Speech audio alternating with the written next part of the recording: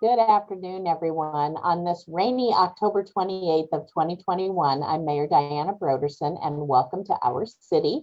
We have three guests with us today, and one of them has a pretty busy afternoon scheduled. So we're going to save our announcements for the end of the show so we can get right to our topic.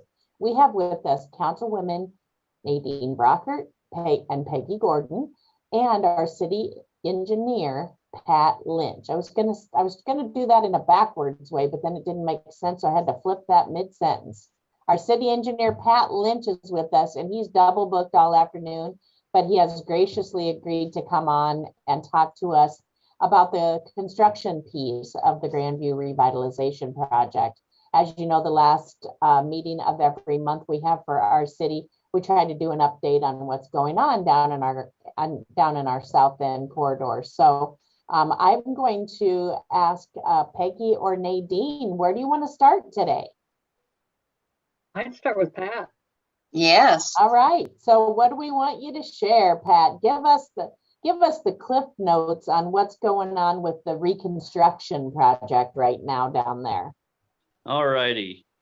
The reconstruction project down in Grandview, the contractor has finished 2 lanes worth of pavement from White Street to essentially Main Street. He has shifted traffic over onto that side for that portion right now in a single lane northbound through that roadway or through that area. So people are able to drive on the new pavement now instead of down the old broken pavement. So it's a little bit smoother through there. He's currently working in 2 different areas. He's working removing that old lane in that area right now to try to get some underground work put in.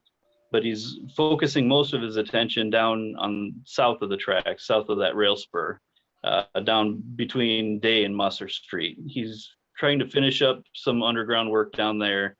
His intent is to try to pave 2 lanes down there between Day and Musser in the next 2 weeks, so that we can open up traffic from Musser all the way up to Main through that area. His goal is to open up 2 lanes of traffic from beginning to end of the project by winter time, so that we'll have 2-way traffic through there during the winter time. We will open up side streets as those are finished up. We've opened up a few of them now, and we're planning to open a few in the upcoming weeks as he pours those and connects those in.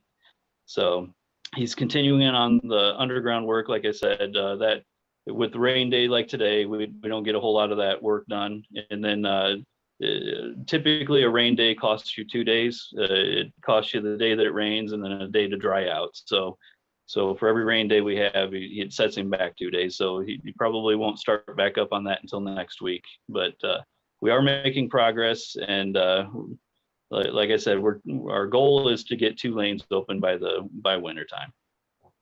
You know, Pat, one of the questions I get all the time, and I'm sure Peggy and Nadine do as well, is, are we on schedule? Are we where we thought we would be at this time? No, we are not. We did run into a lot of issues down through that corridor. There were some underground situations that we ran into that were unanticipated that caused a few delays.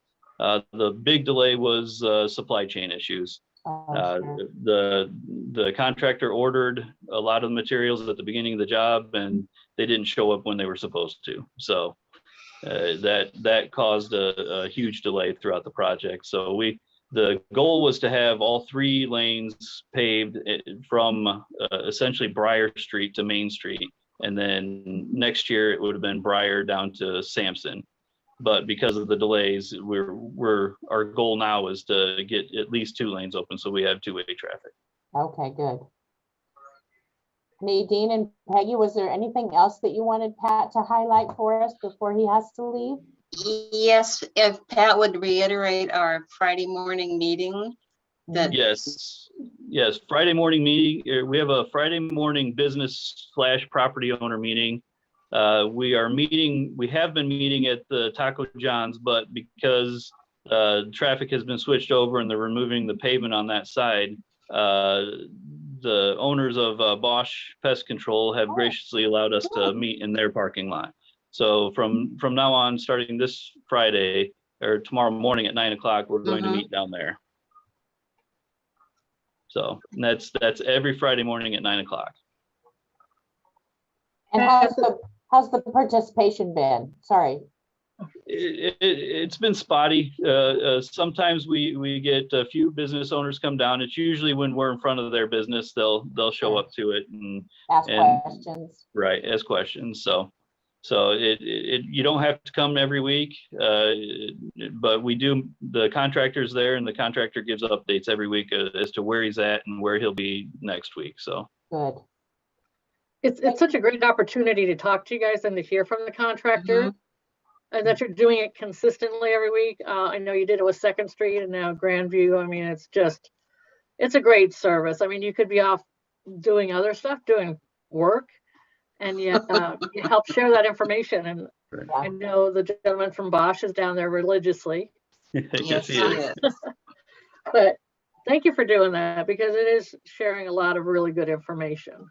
It helps us too, because then we know any issues that they're having early on instead of finding out later. So, you know, and we all know construction like this is awkward and frustrating for people that have to try to navigate. But sometimes I always feel like just the communication makes it easier, because you at least know what's coming up, how much longer. It's the unknown sometimes, like, is this going to go on for 6 more years? But when you can reassure them, you know, that there is a time frame that you're working towards, that can help get through and alleviate the frustration. Even a little makes a difference. Definitely. I love that idea.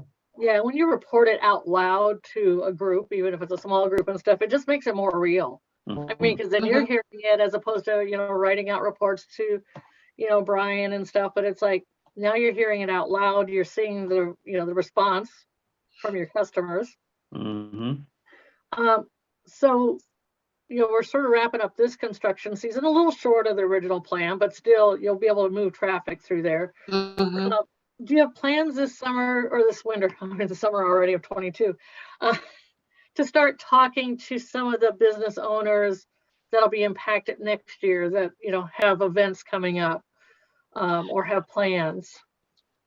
Typically over the winter, we'll set up a public meeting with the contractor again, like we did for the first year phase, just to let the people in the next phase know when to expect work to start back up, and when or what to expect when it does start back up, and so on and so forth. We tend to push that closer towards the end of winter, because we need the contractor to know better in his head what his schedule is going to be. So we won't really know that until closer to spring. So it'll probably be around February, March is when we do that. I just know that there's like the Rose Bowl has a youth event coming in March, which is well before the construction season and stuff, but, you know, just keeping them in the loop so they can make sure they tell the people that are visiting Muscatine how to navigate and get around. Right. Awesome. Well, I think you guys are doing an amazing job down there. I don't know how you have enough hours in the day to possibly get everything done that you have to do, Pat. And coach me on technology when I need to sign stuff. Thank you so much. We do what we can. Thank you. Yeah, we really appreciate it. And I promised 10 minutes, so you better get moving. Thank you very much. Thank you, Pat. Thank you. Bye. Bye. Bye. Yeah, they are doing an amazing job down there. And I know people are frustrated, but oh my goodness, it's going to be so nice when they're done. And it's such a big project. I can't imagine that the headache the citizens are feeling is any more than they are. So then Pat and Brian are, as they try to appease everyone and keep everybody happy while still keeping their eyes on the prize. Right, because it wasn't just a resurfacing project. No. And when you start digging, you find all kinds of treasures. Oh, yeah, I Yeah. can't believe some of the stuff they found. Yeah. Crazy. And you know, and besides that, you know, like same way on Park Avenue, once you dig in there, you find stuff that you didn't know you were going to have to fix, but it's in bad shape, and there's no sense covering that back up and having to dig that up Yep. later. So if it's too far gone, you know, it behooves us to really go ahead and fix those kinds of things when we're down there. Even if it's going to add a little time, it'll save it in the long run. Well, and who knew that we'd have such supply chain issues? It's not just, it's everywhere. Yeah. Oh, yeah. So where you think about, oh, what I'm going to order for Christmas and stuff might be supply chain. There's also supply chain in construction, Mhm. and that really impacted them. Oh, sure it did. Mm-hmm. Sure.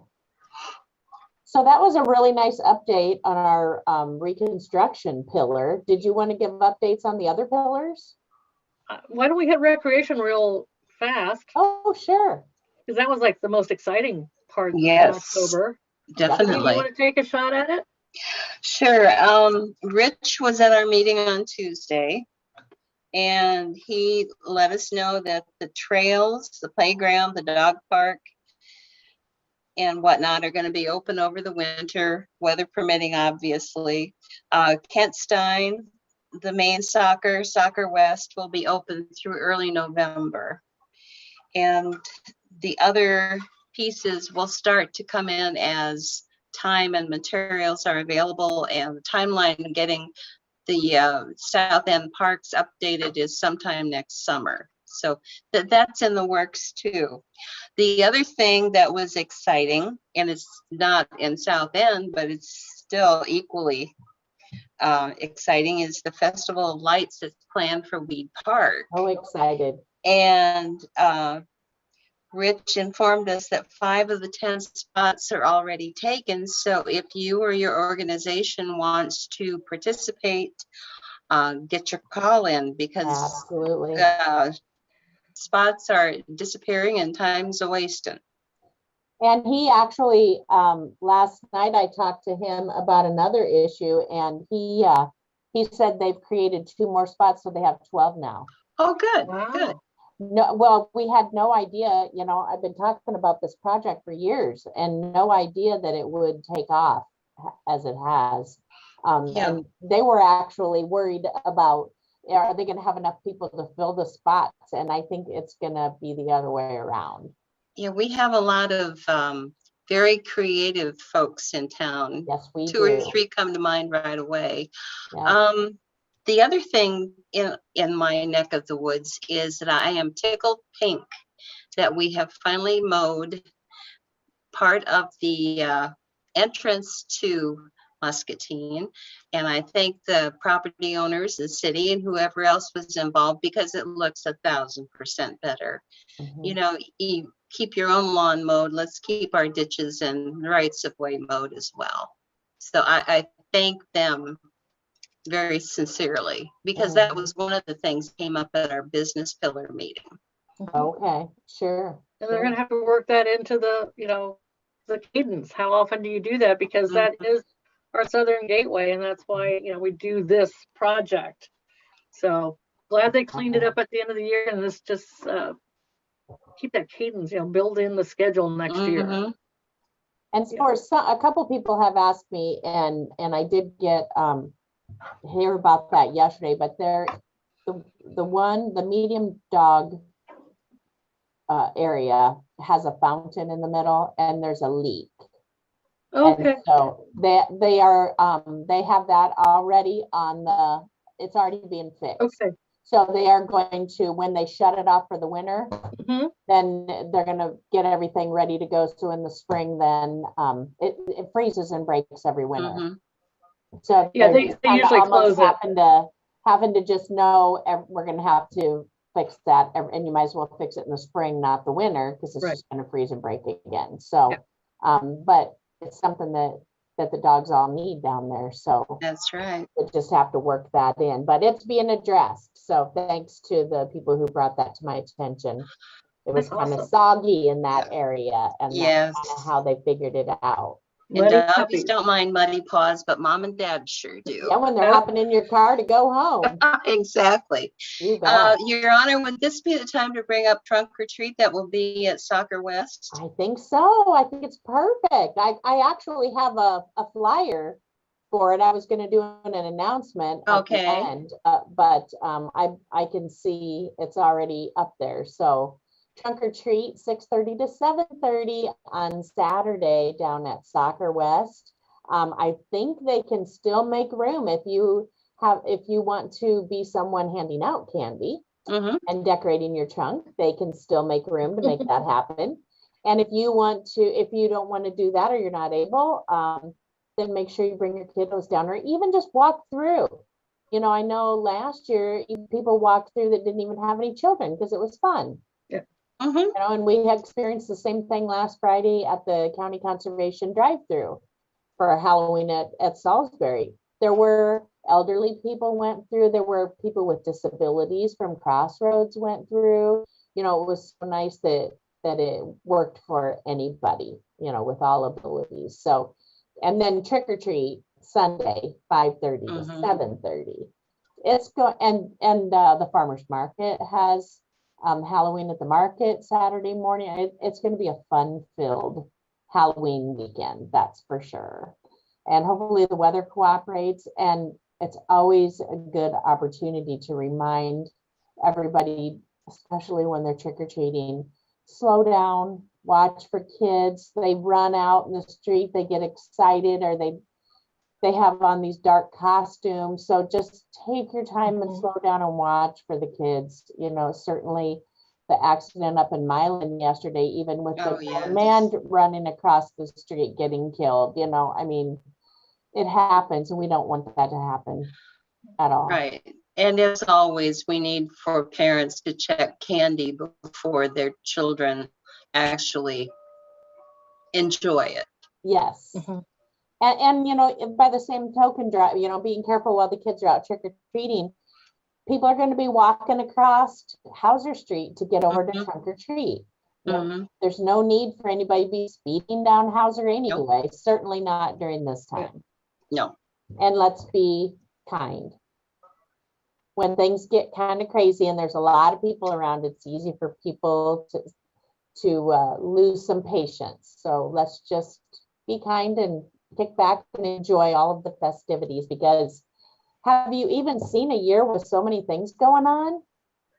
Not for a while, no. Oh, it's like every weekend there's a ton of things going on in Muscatine. For those naysayers who always used to say there's nothing to do in Muscatine, I think we've proven them wrong. Oh yeah. You gotta there is look. no free spot in the calendar anymore. No. No, well, I'll let you go ahead. Was that everything for recreation? I think so, yes. Okay. Peg? Yeah, I think so. I mean, just the whole beginning of October when Rich and the committee that worked on the recreational projects that are going on, that was so exciting to finally get that released, because we've been knowing about it but not been able to say anything until they announced it, because that sub team's been working really hard on that. And you know, when you start saying pickleball court and splash pad and, you know, parking at Taylor Park, and then the inclusive playgrounds, and I know I think we're going to get some purchase orders next week for some of the amenities like the crossing and stuff. So it's like, it's starting to roll, but we had to wait until they had a chance to announce it. And that was so cool. Oh, it was. And you know, I really appreciated the community coming out, you know, to learn about everything and to hear everything, and even to be involved ahead of time, you know, with ideas and sharing what they want. You know, that's where the splash pad came from. The community wanted that. Yep. So it's exciting. So that was a way to kick off October.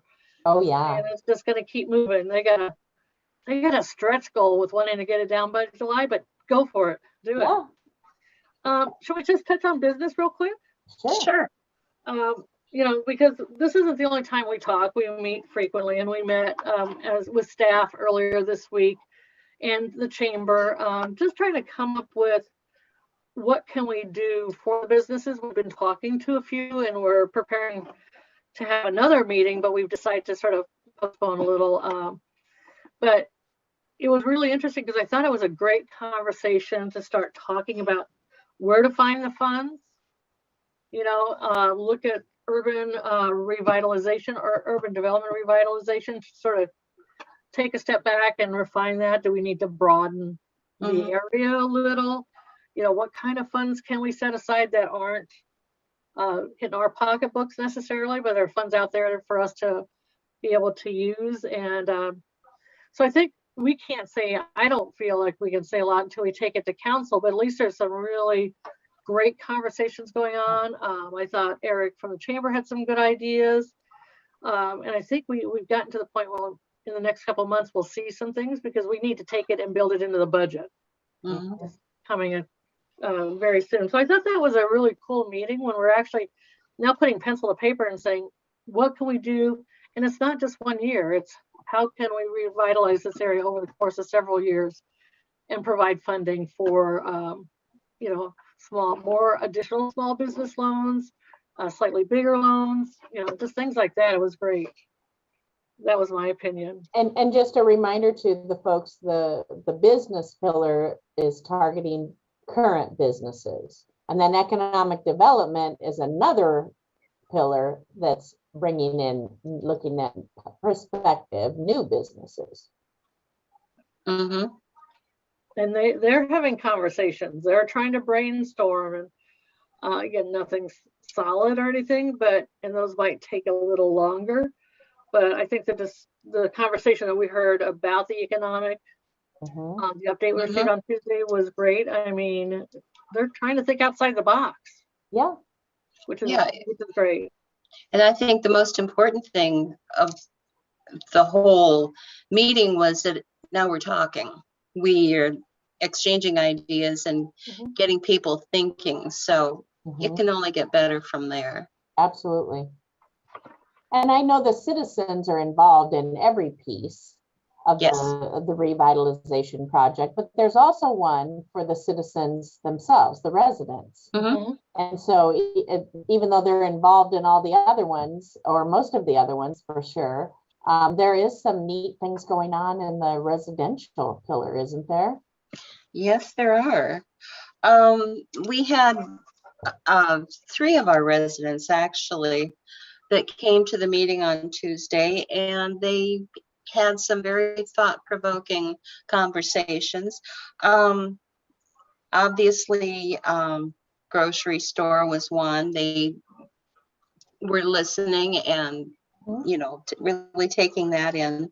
One of the ladies that came mentioned the number of rentals that we have in South End that may, sometimes folks who rent aren't as careful about the property as the homeowner is, and that's no reflection on the renter. I mean, granted, it is their place to live, but they don't have much skin in the game as far as upkeep and whatnot. And so Jody was going to check on how many rentals we have in that area. And the other thing was there is a landlords group, so perhaps it would be beneficial to establish a rental group as well. So they have a place to go to voice concerns about conditions. We only inspect rentals every 3 years, and maybe that's not quite enough, but based on our current manpower, that's about all we have time for. And that doesn't sound good, but that's just the way it is. The other thing that was brought up was zoning, that there have been some issues with folks wanting to improve property, build a garage, whatnot, and the zoning was going to keep them from doing that. So if we can educate folks maybe on how to apply for an exception or revisit the zoning, that would be beneficial to us. The other thing is we are strongly considering having a meeting amongst folks on the 30th of November. The venue would be to be determined. We have been offered Musterville United Methodist Church as a venue, and I have yet to speak with Nancy, but I'm sure she would be more than happy to accommodate us. In the meantime, Peggy or Kelsey or Mayor, myself would go out and knock on doors and talk to folks and get them excited and interested in coming. The only drawback is we don't want to interrupt any Hawkeye games, Sunday football games, so to make ourselves pests rather than Exactly. yes. What I think is so neat about this is all of those ideas that came out of that meeting on Tuesday. If we didn't have citizen input, we didn't even think of those things. No. They came And you know, from the citizens, and that's why it's critical to have their input and buy-in from the beginning like this. Yeah. That's correct. And I had a meeting yesterday, although it wasn't on this subject, it was something else. And one of the ladies said, well, you know how things are in my neighborhood. And I said, no, I don't. I don't live in your neighborhood. You need to tell me what it is that is going on so we are better able to help you. And I think that's sort of things like you said, one of the residents who was there for the first time, you know, she brought up some topics that they weren't ideas, they weren't, you know, they were just, this is the truth, this is sort of what's happening. And you're like, they were thought-provoking, like the renters. I mean, we want good rental properties because people need that, but we also don't want to lose the owner aspect. So what's that fine balance in that area? We don't want to flip to like 70% renters and 30% owners, because there is a lot of pride down there. So it's something you're going, oh, just start looking at it now and watching it. So when she said that, I was like, oh yeah, we need to pay attention. Never thought of that, right? And then the generational gap between folks that are moving in versus folks that have been there forever and half a day more, so to speak. They don't always see eye to eye, and there needs to be some sort of neighborhood feel, people actually getting out and meeting one another. So maybe that's where we can help out. Obviously, when the weather warms up again, is to have neighborhood gatherings and give people a chance to talk to us, to tell us what their concerns are, and to get to know one another. And you know, that was the original part of our intent with the soul and stuff. I think time just got away from us and things like that.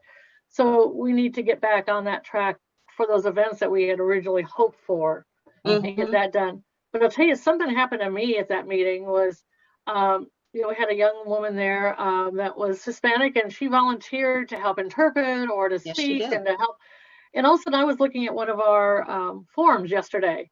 Or actually it was a forum from another city that I was looking at, and I'm like, oh, you're English Spanish. We need to start converting our forms to English Spanish. She sort of triggered that in my mind. I'm like, oh, we need to start looking at things. So if we have an opportunity, and so even it wasn't about Grandview per se, even though she was offering her help, which is, we're going to take her up on it. But it was like, oh, okay, you just hit a trigger. Now my eyes all of a sudden saw something different. I'm like, oh, this is what we should look like. And she's someone, you know, I just put out there one day on Facebook, you know, if anybody's interested, and she raised her hand and contacted me and said, I'd love to help. And it's, and we've already learned from her. Oh, absolutely. Yeah. It's great. So how do you guys feel where we're at right now? Are things going to slow down for the winter? I know they are for the construction. What about the other pillars? I think we need to keep things going. December is always going to be. We do. December is always a little lighter because of the holidays and vacations and stuff. But I think we need to keep building up so we're ready to hit the ground again in spring. So I'm ready for, you know, keep talking about it and working on it, and having lunch with Nadine on occasion. Yeah. It is so exciting to see all of these things happening. And I know people have heard it all before, you know, that we're going to do stuff in South End, but this time it really is happening. And I hope they're able to see that and feel that this is different. Well, even though it's not overnight, you know, like we've said all along on this, this is not a fast project. This is a long range project. But when you're thinking about tangible things like, you know, I mean, it sounds mundane, but we're like, okay, do we have some benches already in the budget? Do we have garbage cans? Are they going to match downtown? It's like, now we're coordinating and stuff, and are the colorways, which Brian's already confirmed, and what are we doing with the lighting? And he had some responses yesterday. So, I mean, it's not just high-end stuff. It's just, you know, in the sky. It's like, we're getting down to some nuts and bolts. It's great.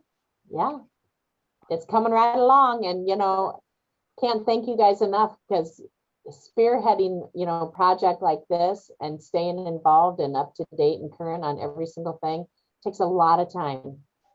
And I know both of you have spent a great deal in your commitment to this project. So we can all thank you for that. We appreciate your leadership. It's Yes, this is we do. really a team effort with everybody, I'll tell you. You know, it really is a community project, isn't it? Yes, it is. And the more people we can get involved from the neighborhoods and the community, I think the more successful we'll all be in the long run. I think so too. I think so too. So next month, are we going to have an update next month? It's Sure. Thanksgiving. All right. It'll be a week early. So the 18th. Okay. I'm thinking we might not have a lot. But we But can maybe still just- touch base. Yeah. Yeah, just touch base, especially with the meeting on the 30th, you know, that we're hoping to plan and stuff like that. So, Yep. Okay. All right. Anything we forgot to talk about today? Any points that we didn't bring up? trunk or treat. Trunk or Yeah, treat. trunk or treat. Can we go ahead and show that one more time, Chad? Trunk or treat, 6:30 to 7:30 on Saturday night down at Soccer West. I believe they want folks to come and park across the street, but I think they want you to walk over on through the south end, or is it the north? More at the American Legion entrance. Okay, so the north end. Okay, Because I think that's where most of the city trucks and cars and trunks will be, and then residents, you know, like myself, Nadine and stuff will be down further, and then they'll walk across the street and back up. So it so worked they out can really walk well. across, and then walk down, and then come back over and park. Yep. Get their cars. Good. It should be a great event. You know, although we've all, you know, had a terrible time getting through the pandemic, and certainly lives have been lost and families have grieved, there have been some good things that have came out of it. And some of it are the staff that we have are so talented and so eager to serve, that instead of sitting on their laurels like they could have, and nobody would have even thought twice about it when everybody was at home, they were busy thinking up new opportunities and ways to still continue to serve. And trunk or treat is one of those things that rose out of a bad situation. And I think it's probably here to stay. I hope so. Yeah. Thank you, Parks and Rec, and thank you, Kelsey Stafford. Absolutely. We are so lucky to have such talent. Yeah. We really are. And that motivation to continue to provide better and better service. Let's see, trick or treat Sunday night. We talked about that. COVID update, things seem to be going in a better direction. Really glad for that. Let's not let our guard down. We're heading into the winter months. So let's make sure we keep an eye on that. We did have 2 deaths in Muscatine County this past week. So let's keep those families in our prayers. We're at 65% vaccine. And I've had people call and ask me about the boosters. I think it's a good idea to contact your primary care physician or public health and ask them those questions. Certainly, we are not the experts when it comes to medical stuff. So just reach out and call your doctor and ask them what you should do with that. But it looks like we're on a good path. I think everybody's feeling good that maybe we're making some progress. So let's keep up the good work on that. Next week, we have with us as a guest for the show, Kevin Jennison, our communications director, is going to be here to talk to us and share some of the different things he does. You know, I bet people are probably surprised to hear some of all the different things that our communications department does. And I want to remind everybody that tonight we have a special meeting. We don't have a special meeting very often for City Council. But periodically something comes up that we want to devote an entire meeting to. And our pit bull ban for the city of Muscatine is something that is going to be the topic for our special meeting tonight. People are encouraged to attend if they would like to share or just listen, and they can do that virtually or in person. We're going to ask everyone to sign in by 7:05. Either way, you're attending if you would like to speak and address council. And then I'm going to ask people to, I'm going to go through the list and have people line up by the wall 5 minutes or 5 at a time, so we don't have to spend time waiting for people to walk back and forth. We're going to ask people to keep their comments to 3 minutes and share new information rather than everybody getting up saying the exact same thing. And this is an opportunity for council to hear what the public thinks. This entire meeting is based on wanting to get citizen input. So let's all be respectful. We talked about that earlier today. You know, we can have differing ideas, completely opposite, but still be respectful and kind to one another. So tonight will be one of those opportunities. So make sure that you get there. We expect that it's going to be a full house. So as a result, they're asking folks to wear a mask unless you're up speaking, just because we don't want to rope off every other chair. Because we think we're going to need all the chairs, I would assume. So, and it's going to be a packed house, I assume. But we do want to hear from the public. You know, every one of our council says that continually. You know, what do the people want? What do the people want? And so this is your opportunity to raise your hand and say, this is what I want, and have an opportunity to be heard. So hope everybody can come out. Or even watch us on TV. If you just want to hear what other people are saying, that's fine too. You can find it on Channel 2 on Muscatine Power and Water Cable or on the city's YouTube page. So you can find it on either one of those places as well. All right. Thank you everyone for joining us. Oh, Your Honor. Yes. Election. Election. Yes. You go ahead. City school board election is on Tuesday, November 2nd. There have been several write-ups in several different local media about where folks stand on issues, and I would urge you to look on websites of Muscatine Journal, Discover Muscatine, and The League of Women Voters. League of Women Voters. Yes, thank you. That's on Channel 5. Polls open at 7, close at 8, I believe. Yes. And I urge everyone to get out. If you've not gone to the auditor's office and voted absentee, please go on Tuesday and make your wishes known. And if you need help finding where your polling place is, you can text or call or email me, and I'd be happy to look that up and make sure that you know where you need to go. And this year's new, you have to take a picture ID with you. So make sure you bring a photo ID with you when you go to vote. Most people already have one anyway in their purse or in their car or their wallet. So shouldn't be something that is a deterrent for anyone. And even if you didn't have one, they can make arrangements to verify your identity. So thank you, everybody. And we will probably see you tonight. Otherwise, we'll see you here next week on Our City in November, if you can believe it. Bye now, everyone. Have a good day. Bye. Bye. Bye.